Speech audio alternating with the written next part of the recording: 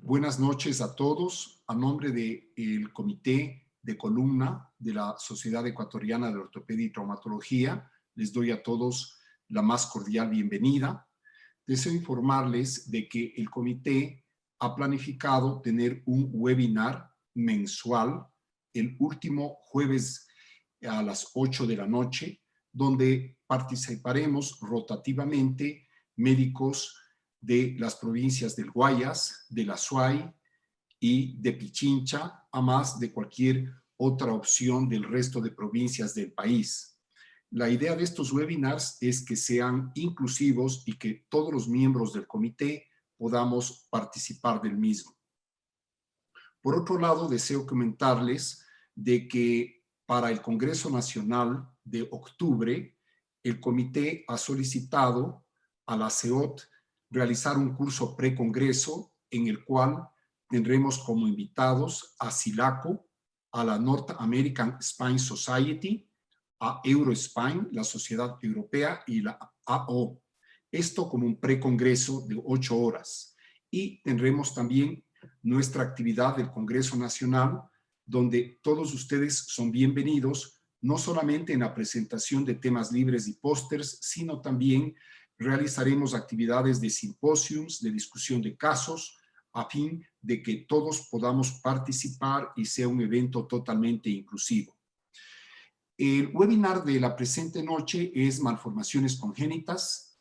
Está a cargo del núcleo del Guayas. Tenemos el honor de contar con el doctor Omar Arciniegas, que tratará tortícolis miogénica. El doctor Arciniegas es médico especialista en cirugía de columna, formado en Buenos Aires, Argentina, y actualmente trabaja en el servicio de ortopedia y traumatología del Hospital Los Ceibos de Víes y también a nivel privado en el Centro Médico de Especialidades IRED. Tenemos a el doctor Carlos Jaramillo, que va a tratar el tema malformaciones Chiari tipo 1. El doctor Jaramillo es especialista en cirugía de columna, formado en México, en la UNAM, tiene un título de alta especialidad y es jefe del servicio de ortopedia y traumatología del Hospital Alcíbar y actualmente médico del staff del servicio de traumatología en el Hospital IES Los Ceibos. Como experta tenemos el honor de tener a la doctora Marta Hernández, conocida por todos ustedes, quien con su vasta experiencia en cirugía de niños en el Hospital Baco Ortiz y en la cátedra de la Universidad Central, nos apoyará para la discusión de estos casos. Siéntanse todos ustedes libres de realizar las preguntas a través del botón inferior derecho, no a través del chat, para no mezclar las actividades, sino por el botón inferior derecho que dice preguntas y respuestas. Sin más, entonces doy la palabra al doctor Omar Arciniegas para iniciar la presentación de su caso. Por favor, Omar. Buenas noches. Muchas gracias a todos por acudir a este webinar y a la invitación. ¿Me dejan compartir? Acá está.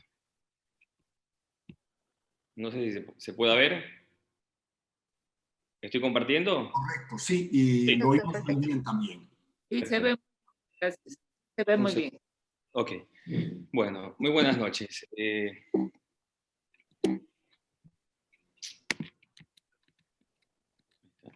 Les voy a presentar un caso de una paciente de 13 años de edad, ¿sí?, en la cual consulta con una desviación lateral de la cabeza hacia la derecha y una contractura del músculo esternocleidomastoideo derecho.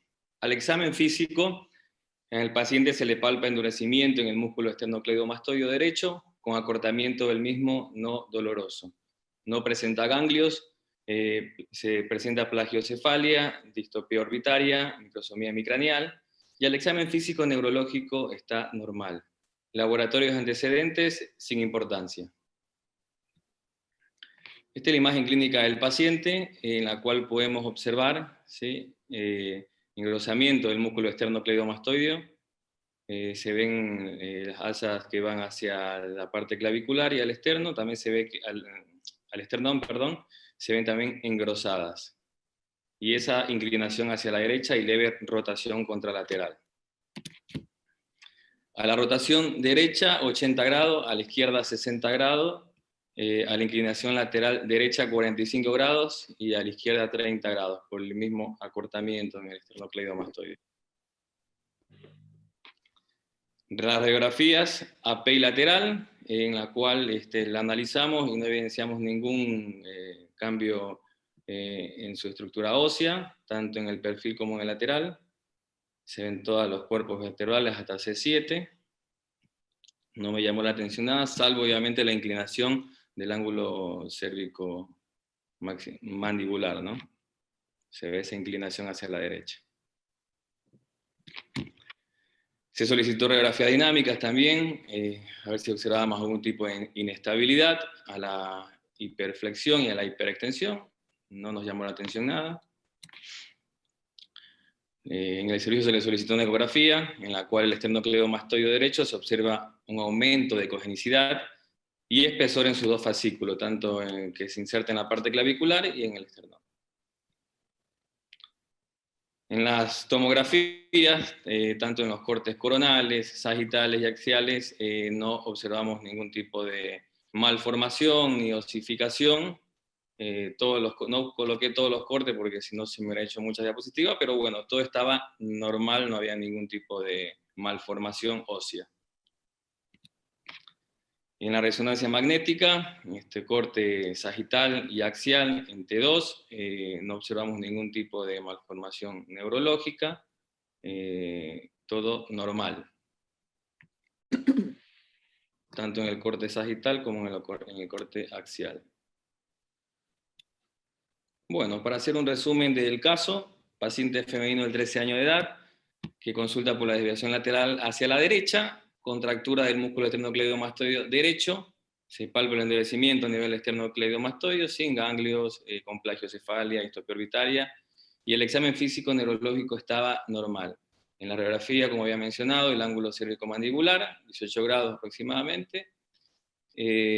Al paciente, en realidad, lo que le molestaba al paciente era, no tenía dolor el paciente, era esa contractura y aparte algo, o sea, le molestaba aparte la parte física como psicológica, porque ella estaba en el colegio y sentía que tenía problemas en la parte de socializarse, ¿no? Era el problema mayor que tenía ella. Entonces dimos con todos los estudios que hicimos, radiografía, tomografía, resonancia magnética, dimos como diagnóstico tortícolis miogénica, ¿sí? Paremos un ratito. ¿Perdón? Paremos un momentito aquí para pedirle a la doctora Marta Hernández que nos haga un comentario sobre, en general, las características clínicas, qué es lo que más les ha llamado la atención, si concuerda con el diagnóstico. Por favor, Marta. Sí, gracias, Jaime. Buenas noches con todos. Realmente mejor todavía la opinión, doctor Arciniega, si coloca a la paciente en pantalla para la discusión. Realmente es un caso de diagnóstico tardío y probablemente ya nos va a presentar el doctor el tratamiento. Nuestro hospital se prolongó en la atención hasta los 16 años y este tipo de lesiones las atendemos durante los primeros 5 años de vida. Realmente estoy de acuerdo con el diagnóstico de ser una tortícolis, se les llama vulgarmente como tortícolis congénita, pero está muy bien aplicado el término de miogénica, porque obviamente el esternocleidomastoideo tiene extremos tendinosos y también un buen cuerpo muscular al medio, que si recordamos es un tendón inspiratorio, es decir, que ejecuta su acción en una fase final de desesperación respiratoria. Por ejemplo, ahora en el COVID, me imagino que estos pacientes estarían con el trabajo de este esternocleidomastoideo, porque su característica es que en etapas finales eleva la clavícula, ayuda a elevar la clavícula para ayudar al proceso respiratorio. Nosotros vemos durante el primer año de vida estos pacientes se caracterizan por tener un tumor a nivel del cuello. Muchos de ellos han sido mal o perdidamente diagnosticados porque piensan que hay un tumor a ese nivel y es el encogimiento realmente del músculo. Y durante el primer año de vida es lo ideal para realizar fisioterapia y realizar la elongación de esta estructura anatómica. Sin embargo, muchos de estos pacientes son pasados por alto y llegan, por ejemplo, a nuestro hospital durante la edad de 2, 3, 4, 5 años y evidentemente consultan a veces por problemas oculares. Los chicos no ven bien debido a la inclinación de su cabeza. También hay atrofia de la hemicara del lado de donde está inclinado este paciente. De tal forma que no es una situación muy sencilla como para pasarla por alto. Me percaté muy bien en las radiografías, doctora Arciniegas, que usted presenta antes de pasar a la resonancia, a esta, por ejemplo.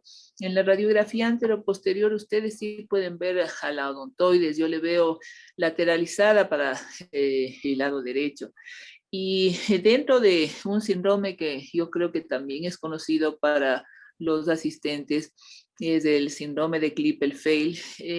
Klippel-Feil habló sobre la tortícolis congénita como un preámbulo para sus diagnósticos que tenían problemas congénitos a nivel vertebral. Pero esta característica, si bien es cierto, esta patología no tiene mi vértebras, no tiene barras, pero puede conllevar una luxación o un movimiento de la odontoides en relación a C1-C2. En la tomografía que usted nos presenta, puede ponerla, definitivamente aquí se ve que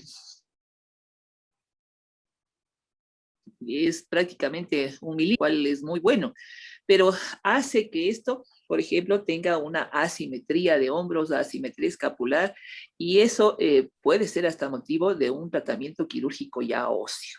De tal forma que me ha parecido muy interesante que esta paciente llegue a los 13 años sin tanta complejidad clínica como podría haberse esperado. Ese sería, Jaime, mi comentario. Marta, muy gentil. Sí, este tipo de casos, como ha evidenciado en su presentación el doctor Arciniegas y ha matizado en su comentario la doctora Marta Hernández, debemos diferenciarlos muy bien de los casos congénitos por malformación ósea y de los casos a nivel del músculo esternocleidomastoideo, que generalmente es un trauma obstétrico en chicos que están en posición podálica o que están muy apretados dentro del útero, y en un 20% de los casos puede asociarse a displasia de cadera, motivo por el cual en estos chicos es importante tener una atención especial de evaluar la cadera e incluso con una ecosonografía. No sé si tiene, Paola, usted la pregunta en la votación que podríamos hacer al respecto. ¿Tiene usted? Nos podría presentar en este momento para ver sobre el tipo de tratamiento que podríamos realizar. Claro que sí, doctor.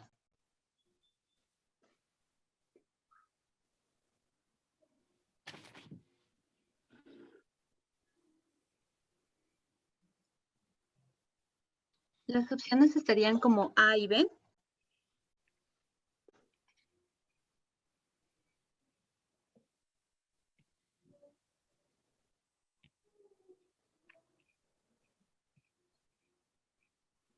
No las vemos. Tal vez tendría que dejar de compartir temporalmente la pantalla, o Omar, o... Bueno, ahí dejo de compartir. Voy a salir. Ya, un momentito. Ya. Ahí salí ya. Ya. Perfecto.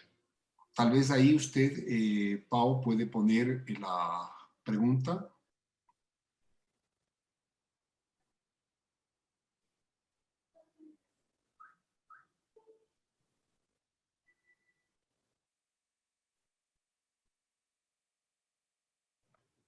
Sí, doctor, las opciones serían como A y B. ¿Está bien? La opción, simplemente A y B, nada más. Póngale y la explicamos, pero puede mostrarla como para hacer una votación. Claro que sí, doctor. Un momentito, por favor, creo la pregunta.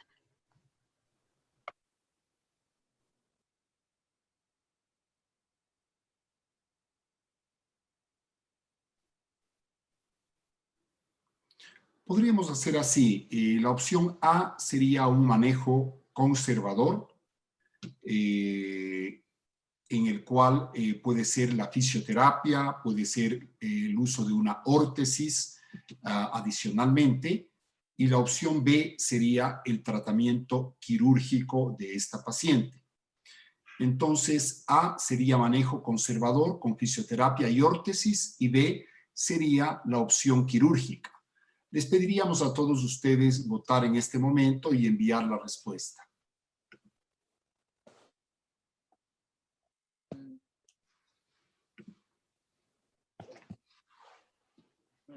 No permite el chat, Jai.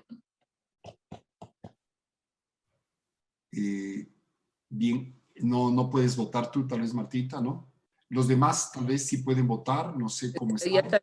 por el chat voy a votar, ¿sí? ¿Por el Ya. chat puedo votar? Sí, ¿no? Y es que lo ideal hubiera sido por la pantalla, pero si no te permite las opciones, puedes votar por el chat. No Ya, no se activa. Ya. Contamos ya con 17 votaciones de 24 asistentes. Bien, veamos el resultado. Bien, la mayoría sugiere un manejo de tipo quirúrgico, con 82%. A esto habría que sumar el voto del doctor Hernández y tal vez de alguien más que no pudo. Quirúrgico igual. Quirúrgico igual. Gracias, Marta. Bien, por favor, Omar,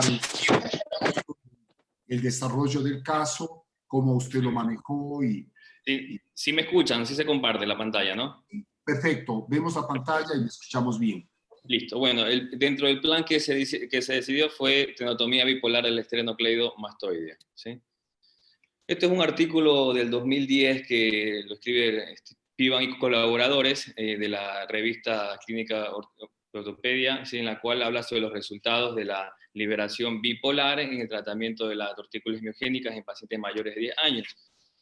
Es un artículo en la cual no tiene mucha casuística, 14 pacientes entre 10 a 19 años, en la cual hace un seguimiento de 5 años y como conclusión que ven buenos resultados en la tenotomía bipolar.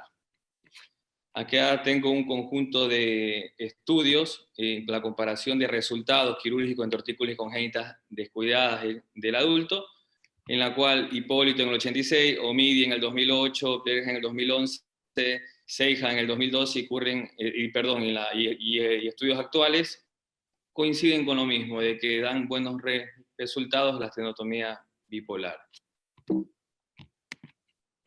Bueno, esto es el intraquirúrgico, son los sitios de abordaje, se marcó todo el esternocleidomastoideo con las fascias de inserción external y clavicular, y también las incisiones donde se iban a realizar. El fascículo external, como ven acá, y el fascículo clavicular, se realizó la tenotomía con la ayuda de una pinza, y después nos fuimos a la liberación de la inserción en proceso mastoideo, y se hizo un cierre herida sin ningún tipo de complicación. Este es el postoperatorio de 3 meses de evolución, en la cual se ganó bastante con respecto a la rotación, que en derecha 80 grados, izquierda 68 grados, inclinación lateral a la derecha con 45 grados y a la izquierda 43 grados. Paciente refiere mejoría en cuanto a la movilidad y no presenta contractura, que era el síntoma que más le incomodaba. Estas son las cicatrices, no se nota mucho, se le hizo intradérmico. Con respecto a cómo es el tratamiento, lo inmovilicé con un collar de Filadelfia por 6 semanas y fisiatría enseguida, ¿no? Se retiraba el collar al momento que iba a hacer la fisiatría, pero lo mantuve con 6 semanas de collar rígido. Y después se lo retiramos. Gracias.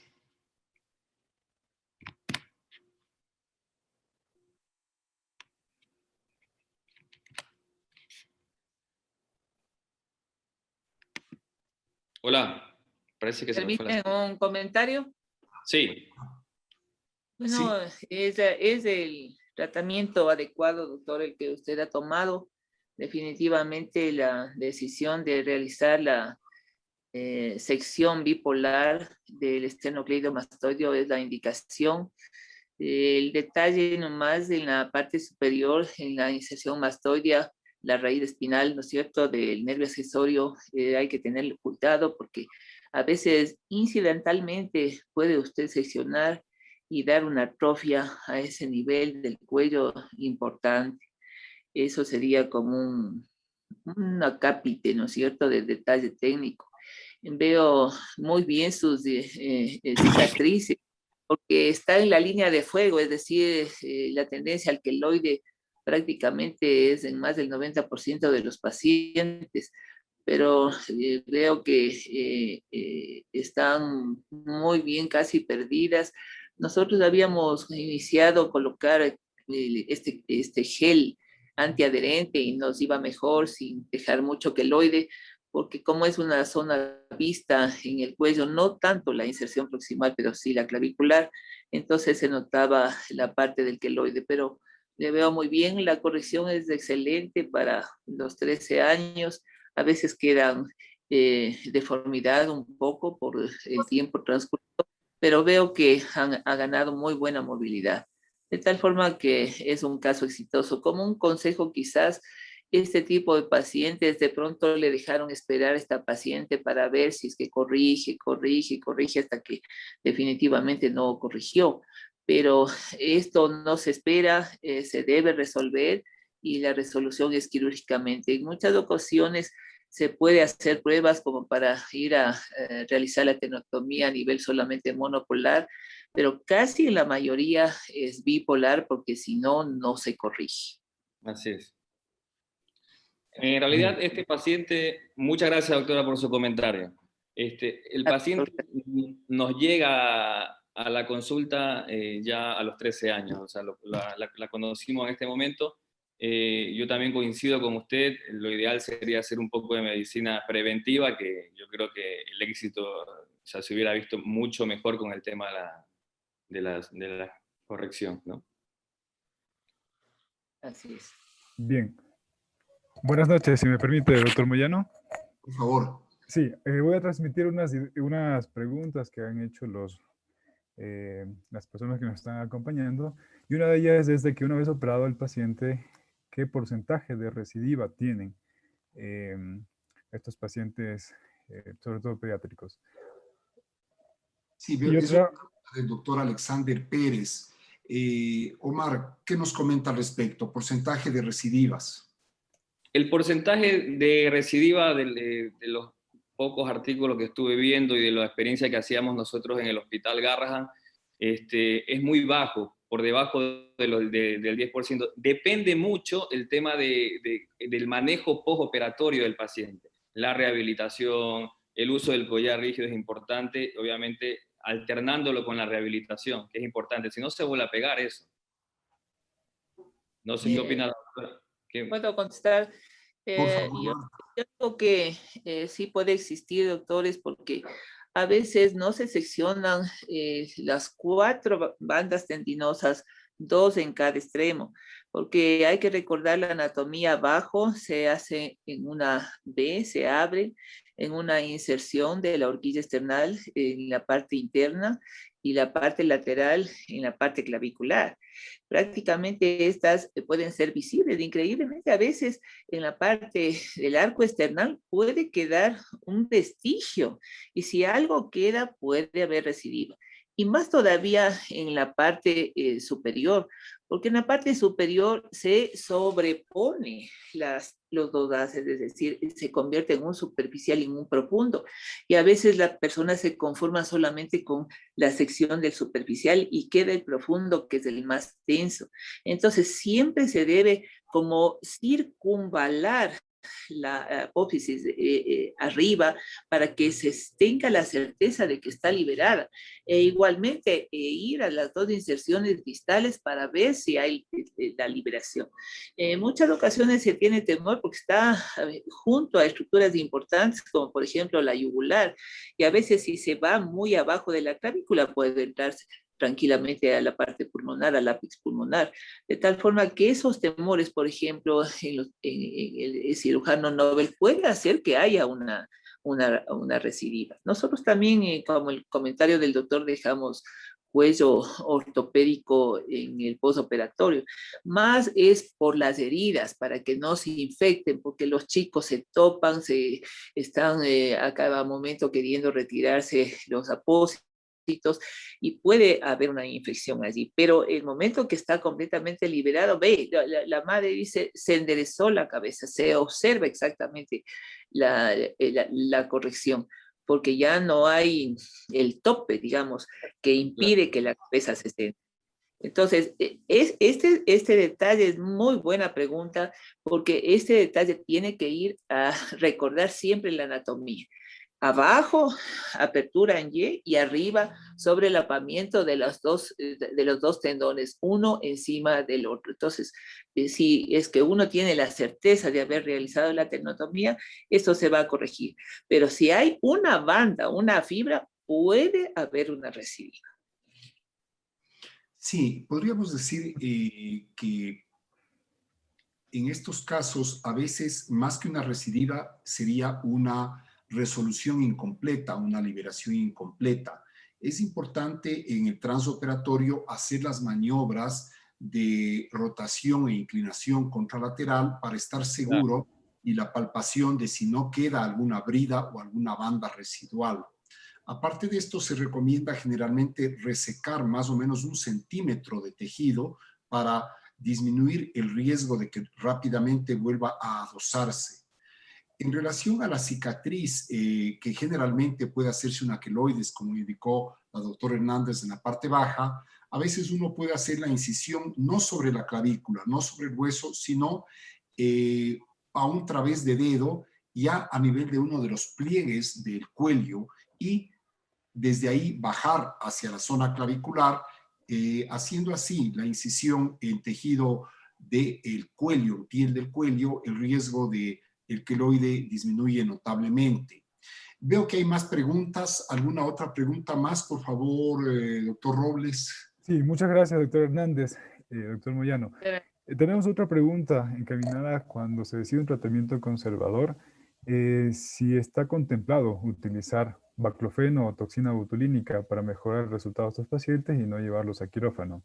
No sé si usted, doctor Hernández o doctor Arciniegas, tengan experiencia con el manejo de estos medicamentos. No sé, doctor, si quiere tomar la palabra. En realidad, en este caso, el uso de baclofeno no va a ayudarnos mucho porque ya está avanzado. Netamente es quirúrgico. Ya un paciente de 13 años comenzamos a hacer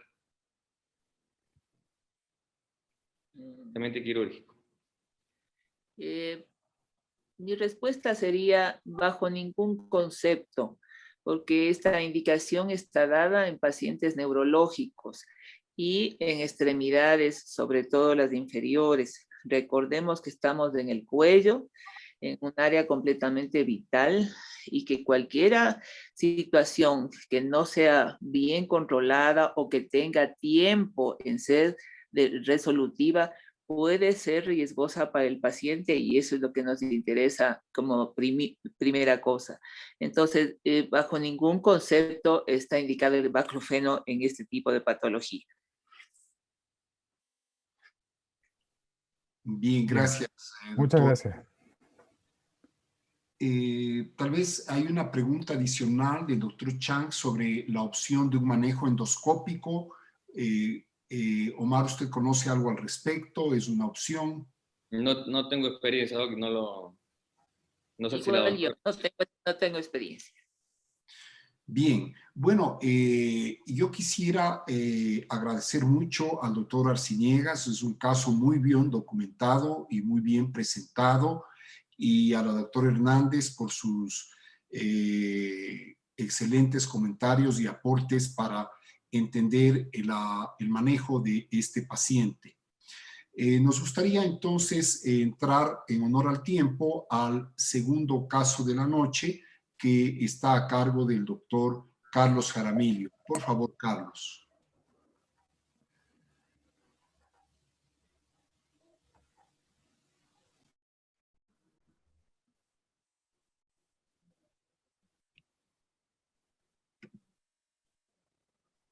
¿Se logra ver la pantalla?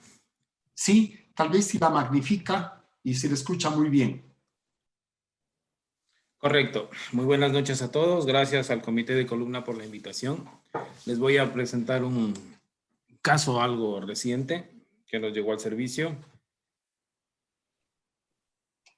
Tenemos como fecha de identificación la paciente femenina de 36 años de edad, superior, que se ocupa del hogar, originaria de Cuenca, casada de religión católica, sin antecedentes de importancia, que cruza con un padecimiento actual de 6 meses de evolución, caracterizado por presencia de cefalea, tos, cialorrea y dificultad para deglutir, una cervicalgia ocasional de 7/10 y la aparición de monoparesia de miembro superior derecho, el mismo que se ha ido incrementando con el transcurso de los días, con una disminución de la fuerza muscular de C5 y C8 en los dermatomas con debilidad.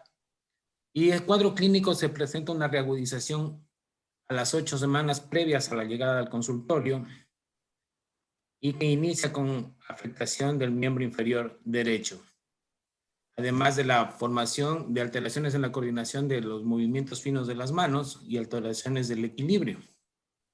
A la exploración física, lo que nos llamó la atención fue la parte cervical hacia el lado derecho, con una disminución de la fuerza en una estandarización de 3/5 y la sensibilidad alterada en ambos miembros torácicos y la presencia de hiperreflexia. Estas son las radiografías que se le solicitó a la paciente, en las cuales podemos observar que no existen inestabilidades en el plano API lateral, ni en las imágenes de flexión y extensión, con ciertos cambios en la disminución de los espacios intersomáticos a nivel cervical. Y en los estudios de resonancia magnética complementaria encontramos la formación de un syrinx a nivel de la columna cervical, el cual podemos observarlo aquí más claro en la resonancia contrastada, que nos permite identificar la presencia de una siringomielia cervical, y como estudio complementario solicitamos por la aparición de esta siringomielia en un estudio de resonancia magnética a nivel del encéfalo por la probabilidad de asociación de hidrocefalia, y este es el diagnóstico en el que llegamos a la paciente. No sé si podemos entrar en discusión acerca del caso. Perfecto. Muy bien. Nos gustaría a la doctora Marta Hernández pedirle cuál es su opinión sobre este caso, qué es lo que más le ha llamado la atención en cuanto al cuadro clínico y a los estudios de imagen. Un lindo caso. Definitivamente la enfermedad de Chiari no es frecuente, para comenzar, por eso es que me encanta ver este tipo de patología. Tiene 3 modalidades y lo que me ha gustado de la presentación de caso es que definitivamente ante la alarma del problema neurológico, evidentemente inmediatamente se hizo los estudios de apoyo, y no solamente las radiografías para ver qué es lo que está pasando, si hay un problema ligamentario intrínseco con las radiografías funcionales de inflexión o extensión, o hay algún cambio en la presencia de las curvas, alguna alteración congénita, pero avanzó inmediatamente a la resonancia magnética y, oh sorpresa, porque así es definitivamente este tipo de lesiones, ¿no? Es decir, no, veamos qué pasa, de pronto en los jóvenes también hay hernias discales, en fin, pero es, oh sorpresa. Evidentemente, este tipo de patología no solamente se puede presentar con una siringomiela que está claramente identificada en el muy buen estudio de apoyo que el doctor nos presenta, ¿no? Pero ustedes ven ya que comienza un descenso del material cerebeloso hacia abajo, y que es una característica de esta patología Chiari 1. Esta patología Chiari 1 afortunadamente puede dar tiempo a una solución que me adelanto un poco, que es quirúrgica, y más aún todavía con problemas neurológicos que pueden ser variados. En este caso, pues el doctor nos ha comunicado el problema de su mano, pero van desde la cefalea, que es confundida con un cuadro migrañoso y son pasados por alto por mucho tiempo, hasta ya cuadros severos neurológicos, ¿no? Evidentemente el Chiari 2 y peor el 3, pues definitivamente no llegan ni siquiera al primer año de vida.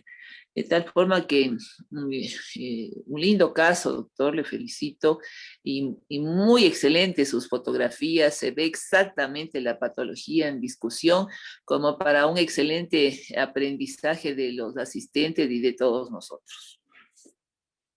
Gracias, Marta. Sí, es importante pues comentar que el cuadro neurológico es elemento cardinal que obliga al análisis clínico e imagenológico completo del paciente. Estas cefaleas muchas veces las llaman como cefalea tusígena, porque esta paciente tiene cefalea y tiene tos. Es la tos la que genera alteraciones en la dinámica del fluido, del líquido cefalorraquídeo, y esto es lo que desencadena las crisis de cefalea, y como bien lo dijo la doctora Hernández, no se trata de una migraña. Y también es esta alteración en las presiones y dinámica del líquido cefalorraquídeo la que genera la siringomielia, en este caso un nivel muy alto a nivel de C1. Nos gustaría entonces ahora continuar con el caso. Por favor, Carlos, indíquenos cómo lo manejó.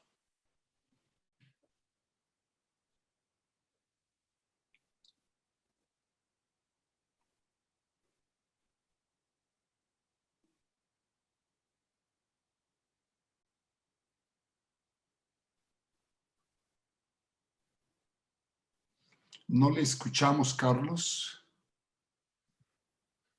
Encontramos el diagnóstico de un Chiari tipo 1, como bien lo describió la doctora Marta, con una siringomelia espinal primaria.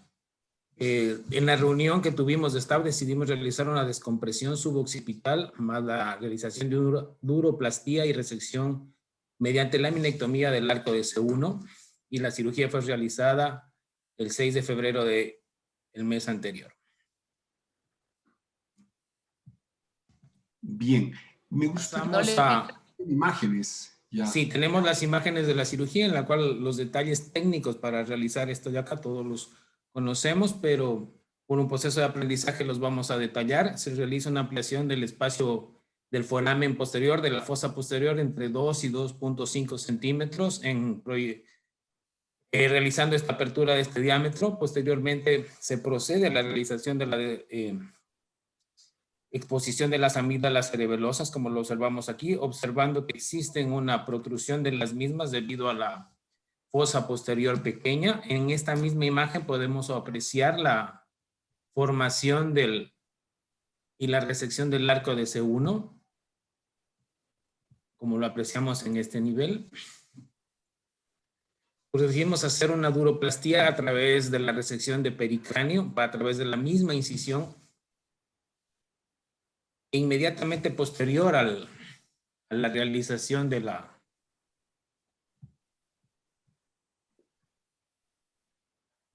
cirugía. Procedimos a realizar una tomografía de control.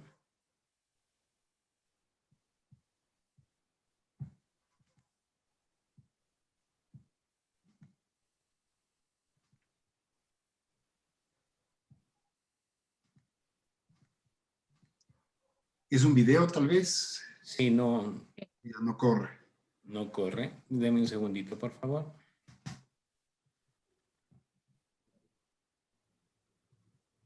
Sí, bueno. Y la En esta tomografía se pudo observar la descompresión adecuada, no la formación de procesos que se pueden presentar durante la cirugía, en los cuales se provocan hemorragias a nivel del cerebelo, que tiene que tenerse mucho cuidado en el postoperatorio inmediato. Además, la evolución clínica de la paciente fue muy satisfactoria. Tuvimos una complicación durante la cirugía, en la cual se puede evidenciar una fístula de líquido cefalorraquídeo, que es una de las complicaciones más frecuentes y detalladas cuando se realiza esta técnica. Y este video que les acabo de presentar es el video de la paciente hace una semana, que me lo envió a través de correo. Podemos observar una recuperación y una satisfacción después del tratamiento. En este estudio... Sí, siga, por favor. En este estudio que les voy a presentar, tenemos que la formación de Chiari y la siringomelia que vienen asociadas. Tenemos que, como todos sabemos, fue descrita por Chiari en 1891 y 96. Ya lo describió la doctora Hernández, un conjunto de malformaciones anatómicas que se caracterizan por un descenso de la amígdala cerebelosa. Esta más frecuente es el tipo 1. Y ahora en los estudios actuales se ha observado que existe una asociación entre los cromosomas 9 y 15 que pueden favorecer la aparición de la misma, y la prevalencia es baja, entre el 0.24 y el 3.6%, y las más afectadas son las mujeres, con dos grupos etarios, de 8 a 9 años más frecuentemente, y los 41 y a los 46 años el segundo grupo. Entre las anomalías que se pueden presentar anatómicas encontramos la fosa posterior pequeña, una inserción baja del tentorio, un hueso occipital plano, un hueso frontal engrosado. Y en este estudio de metaanálisis que se presentó en mayo del 2020, se puede detallar que existieron 371 artículos relacionados, de los cuales, de acuerdo a los estudios de los mismos, se logró determinar 17 estudios válidos, y estos llegan a la conclusión que la formación de Chiari, en ausencia de hidrocefalia e inestabilidad de la región de cervical, tenemos que la descompresión de la fosa posterior más urotomía proporciona resultados clínicos mejores, pero existe un mayor riesgo a la realización de la misma. Y esto puede estar justificado en algunos casos en niños en los que existe ausencia de Syrinx. Y para ayudar a las evaluaciones y los resultados futuros con los pacientes con malformación de Chiari tipo 1, se requiere una estandarización de sistemas de clasificación clínica y radiológica como seguimiento de los mismos. Eso es lo que les he venido a presentar. Agradezco al comité por su invitación. Muy gentil, Carlos. Excelente caso, muy bien documentado. Por favor, Marta, si eres tan amable, hacernos un comentario sobre el manejo quirúrgico, sobre esta situación de la fístula dural y sobre la evolución de los pacientes. Bueno, la descompresión, como ha hecho el doctor, es la indicación. No hay otra posibilidad, porque eso está tan cerrado que definitivamente hay que ir a dar espacio, y la única forma es quirúrgicamente. Debido a la gran compresión y el tiempo transcurrido, la dura se pega y puede haber tranquilamente como un accidente natural, se podría decir, en la descompresión, la apertura de la misma con pérdida de líquido. Y definitivamente hoy nos acompañamos de excelentes ayudas para solucionar este tipo de apertura a ese nivel, y la columna misma en sí, de tal forma que no creo que haya sido impedimento para el doctor realizar el cierre o algún parche a ese nivel para solucionar el problema. Yo quería preguntarle más bien a él, ¿cuándo le fija? Porque este caso nos está comunicando una descompresión, en donde se le ve a la paciente muy satisfecha, pero en un futuro, ¿usted qué tiempo espera para ver situaciones de inestabilidad? ¿Retiró el arco posterior C1? ¿En qué ocasiones? Porque sí está indicado la fijación infexmente hacia el occipital y obviamente hacia C2, pero en su manejo, en su experiencia, no creo que haya tantos casos, pero ¿qué es lo que pudo usted revisar? No sé, quisiera preguntarle, doctor, como un diálogo. Sí, doctora Marta, cuando existe la probabilidad que en los estudios radiológicos previos a la realización de la cirugía encontramos ya la presencia y inestabilidad del complejo occipito-atloideo entre C1 y C2, pues procedemos a realizar la fijación inmediata. Como detalle técnico también se refiere no realizar la resección a nivel del arco de C1 que no sea mayor a 1 centímetro o a un máximo 1.5 centímetros de la lámina de C1 para que no favorezca, en este caso, la liberación del complejo ligamentario a este nivel y favorezca la inestabilidad. Como seguimiento, nosotros realizamos a los 3 meses una realización de una resonancia nueva para ver si el syrinx ha realizado una readecuación en su tamaño, y las radiografías dinámicas que las empezamos a pedir a partir de las 6 semanas y el seguimiento mensual hasta evidenciar que no existe inestabilidad posterior, que sería una de las complicaciones que tendríamos que sobrellevar en un futuro. Sí, bueno, se evidenció, ¿no? Para todos en el control postoperatorio que no pudimos avanzar en el video, que había hecho una liberación oblonga sin dejar aristas, muy interesante, y justamente esas se autoestabilizan. Pero no está por demás lo que dice usted en los controles postoperatorios, porque puede tranquilamente dar una inestabilidad y demandar una fijación inmediata, porque si no sería una cosa muy grave, ¿no?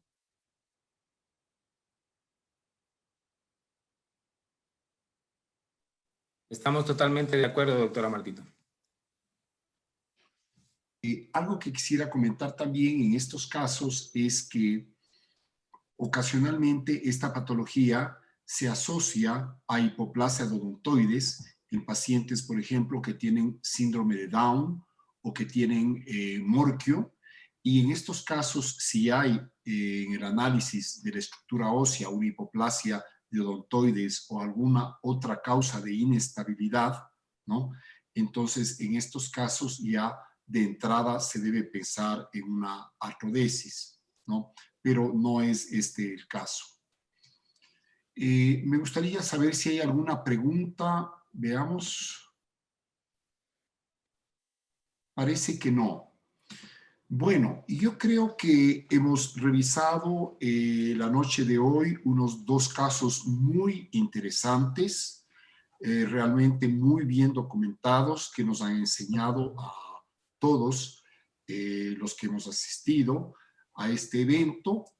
Mi agradecimiento a el doctor Omar Arciniegas, Carlos Jaramillo y a la doctora Marta Hernández por su colaboración.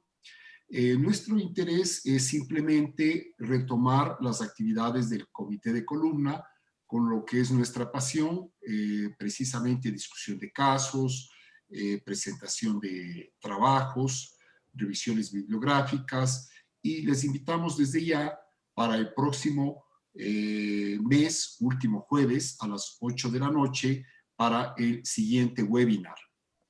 No sé si alguien más desea hacer un comentario, y si no, daríamos entonces por concluido este webinar, reiterándole nuestros agradecimientos a todos. A mí me gustaría, buenas noches, jefe, disculpe la interrupción. Realmente me gustaría felicitar a todos. Estamos conectados desde lejos, pero la presentación de los casos me ha parecido increíble. Felicitaciones, Carlitos Jaramillo, muy interesante tu caso, muy buena la resolución. Y como siempre, los comentarios de la doctora Martita y sus comentarios nos ayudan a ir aprendiendo muchísimos más. Les felicito, muy buena organización y muy buenos casos. Bueno, muchas gracias a todos. Marta, gracias. Paola, muy gentil por su apoyo. Gracias, Carlos. Gracias a todos. Buenas noches.